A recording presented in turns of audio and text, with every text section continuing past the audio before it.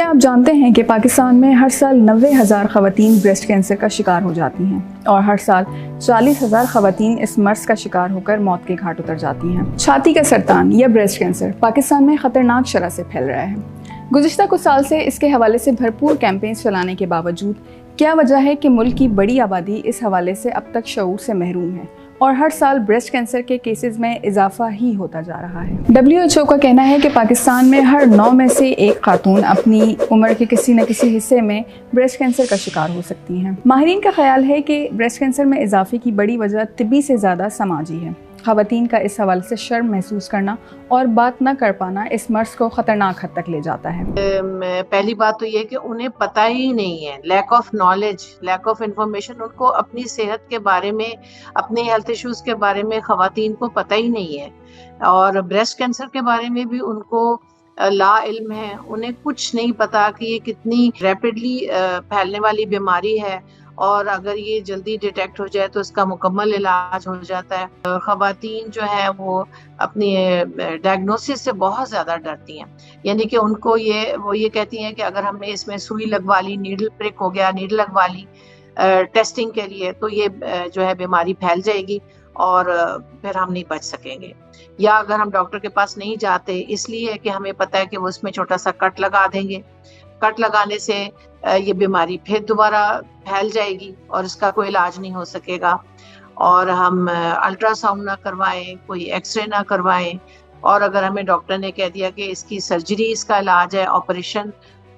تو ہم نے بالکل نہیں کروانا۔ اور بعض دفعہ وہ یہ سمجھتی ہیں کہ یہ بریسٹ ایک جسم کا ایسا حصہ ہے کہ اس کی کوئی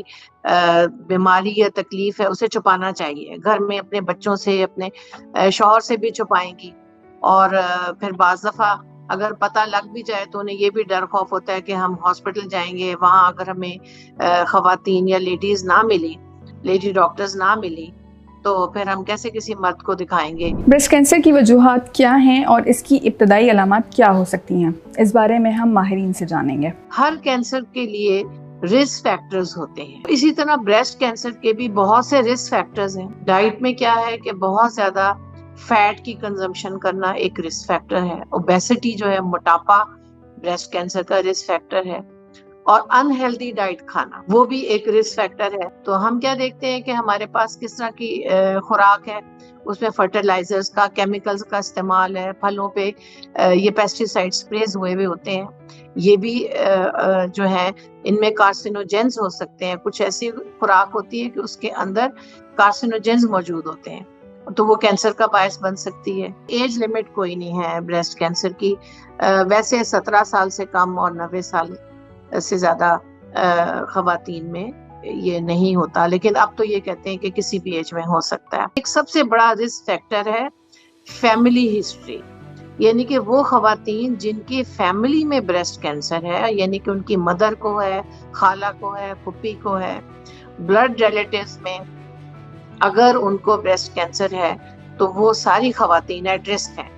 انہیں ہو سکتا ہے، اور 5% چانسز ہیں ان خواتین میں بریسٹ کینسر ہونے کے، کیونکہ یہ موروثی ہے۔ یہ جو ہارمونز ہیں، ہارمونز کی ابھی ہم نے بات کی تھی کہ ایسٹروجن، پروجسٹرون 2 ہارمونز ہیں، یہ فیمیل میں ان کی ریپروڈکٹیو لائف کے لیے بڑے امپورٹنٹ ہوتے ہیں، مگر ان کی زیادتی جو ہے اور ان کا استعمال جو ہے وہ بھی کینسر کا باعث بن سکتا ہے۔ جیسے کہ ینگ بچیاں اپنی سائیکل کو ریگولیٹ کرنے کے لیے لیتی ہیں، یا میرڈ وومن جو ہیں فیملی پلاننگ کے لیے لیتی ہیں، تو بہت عرصے تک یہ ہارمونز کی ٹیبلٹس جو ہے یہ استعمال نہیں کرنی چاہیے، کیونکہ یہ بھی ایک بہت بڑا رسک فیکٹر ہے بریسٹ کینسر۔ بریسٹ کینسر کے جو سمٹمز ہیں اس میں سب سے بڑا سمٹم جو ہے وہ ہے لمپ، یعنی کہ ایک گلٹی کا بن جانا، اور ان لمپس کے بارے میں خاص بات یہ ہے کہ یہ پین لیس ہوتے ہیں ٹو سٹارٹ with، یعنی کہ اس کا کوئی سمٹم نہیں ہوتا، بس خاموشی سے بریسٹ کے اندر ایک گلٹی بننا شروع ہو جاتی ہے، جو کہ ٹچ کرنے سے بھی کوئی اس میں درد نہیں ہوتا۔ پھر بریسٹ کے ساتھ بغل میں بھی گلٹی بن جاتی ہے، جب کچھ عرصہ گزر جائے تو یہی گلٹیاں جو ہیں یہ آگے پھیل کر بغل میں چلی جاتی ہیں، جنہیں ہم لیمف نوڈز کہتے ہیں۔ تو بریسٹ اور بغل میں گلٹی ایک ساتھ بن جانا بھی ایک بریسٹ کینسر کا سمٹم ہے۔ اس کے علاوہ بریسٹ کی جو سکن ہے وہ جب بہت زیادہ یہ ڈیزیز بریسٹ میں اسپریڈ کر جاتی ہے تو وہ تھک ہو جاتی ہے، یعنی کہ اس میں سویلنگ ہو جاتی ہے اور اس کی شکل ایسی ہو جاتی ہے جیسے کہ اورنج یا کینو مالٹا، اس کی جو باہر کی سکن ہوتی ہے نا جس میں چھوٹے چھوٹے ڈمپلز پڑے ہوتے ہیں، اس کو بھی انگلش میں ہم کہتے ہیں اورنج پیل اپیرنس۔ تو بالکل بریسٹ کی جو سکن ہے باہر کی وہ سخت ہو جائے اور اس میں چھوٹے چھوٹے ڈمپلز بن جائیں، یہ بھی کینسر کی علامت ہے۔ اس کے بعد نپل کا اندر چلے جانا، اگر دوسری سائڈ کا نپل صحیح ہے اور ایک سائڈ کا نپل اچانک سے اندر چلا گیا ہے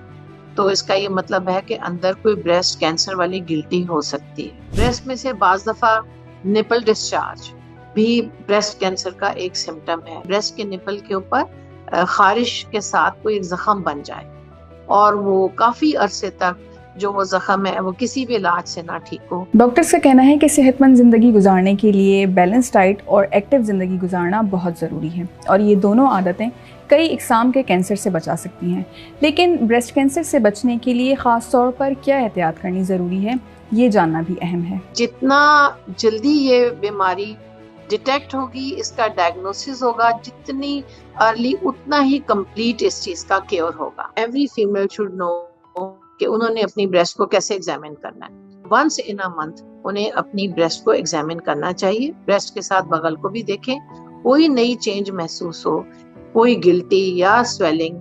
تو فوراً سے وہ اپنا چیک اپ کرائیں۔ واک اور ریگولر ایکسرسائز جو ہے یہ ہماری باڈی میں کچھ ایسی چینجز آتی ہیں ریگولر ایکسرسائز سے اور واک کرنے سے، کچھ ایسے